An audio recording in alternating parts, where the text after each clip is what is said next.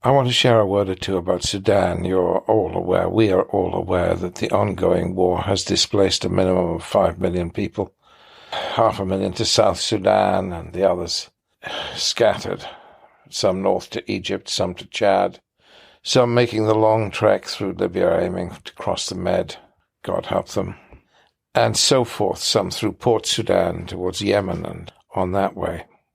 All of these displaced people are displaced by a cruel civil war or between two warlords who themselves were responsible for the overthrow of their erstwhile master, President Bashir of Sudan. One is General Burhan of the Sudan Armed Forces, the other General Hemeti of the Rapid Support Forces, sort of special unit within the Sudanese army. Both of these generals are warlords. Now, these two men who are slugging it out, they met under the auspices of an African organization called IGAD that was set up by the Brits, the support of the Americans and others. And they met just the other day, and they vowed that they would talk. Burhan was there in presence, and Hemeti was there by sat phone. They vowed that they would talk and talk peace, but al-Burhan pulled out later, subsequently. That because his own Islamist generals pulled him out, told him, no, you're not going to talk peace.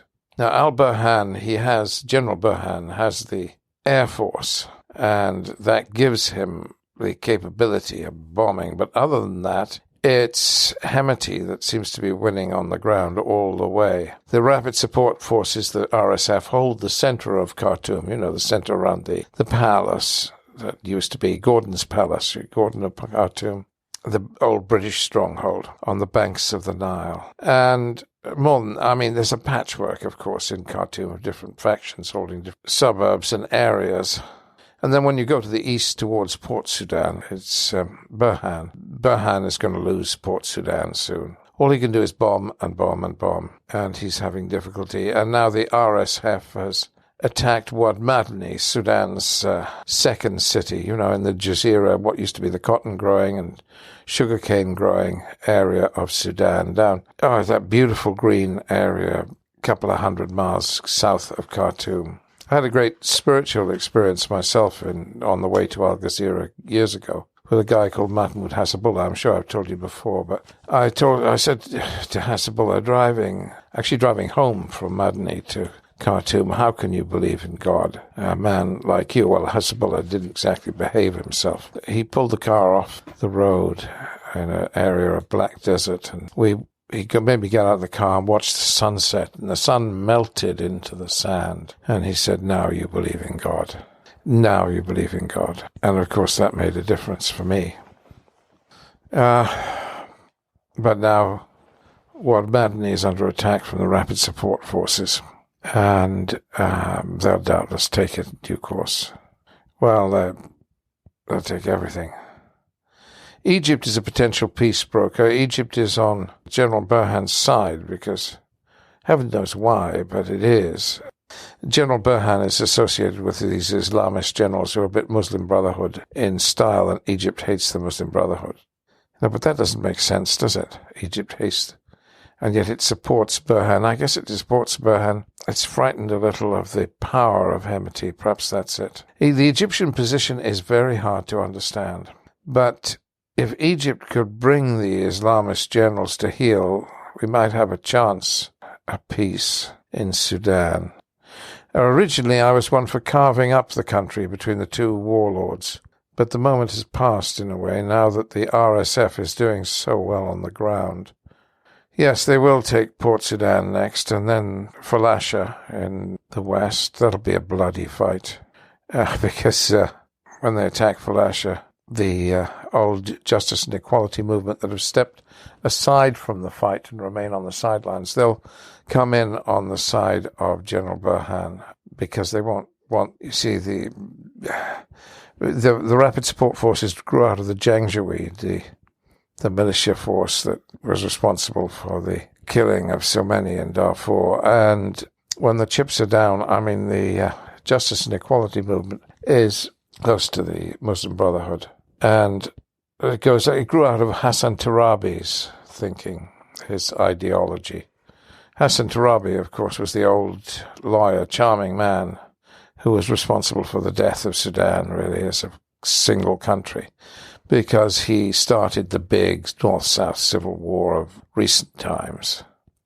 After Nimeri had kind of made peace, then Nimeri fell in with Hassan Turabi. Hassan Turabi demanded Islamic law for all of Sudan, and of course the Southerners, who were predominantly animist and Christian, couldn't stomach that. So, yeah, Turabi destroyed Sudan, broke it up into... It used to be the biggest country in Africa, 1 million square miles. The British did the comprehensive peace agreement that led to its partition. Sacrificed democracy for peace. For peace? What peace?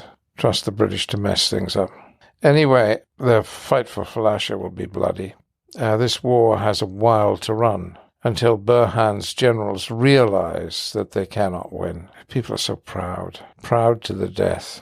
We need a little common sense and understanding, and the powers that be. I mean, the trouble is Hemeti has too much backing. He has the strong backing of the United Arab Emirates, who are providing him with arms and weapons and money. In the long term, Burhan has no chance, I don't think.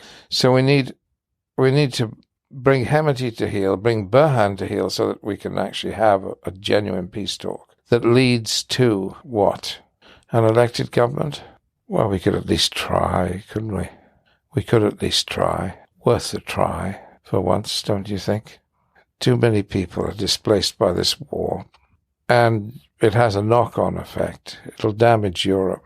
It'll damage us all. We need to try and bring peace and stability to Sudan. The RSF or Wad Madni, they'll break the pipeline next, the oil pipeline, to stop Burhan's money supply.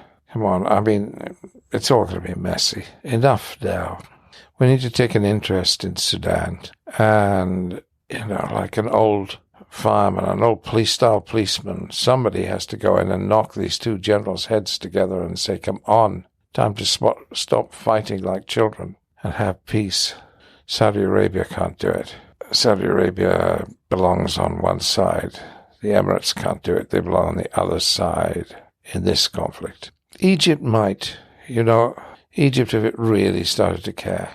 Egypt and Britain were the people that ran Sudan. They could man up again.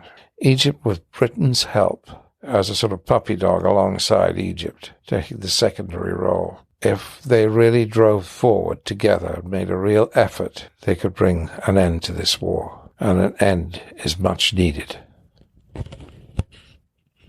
Thank you.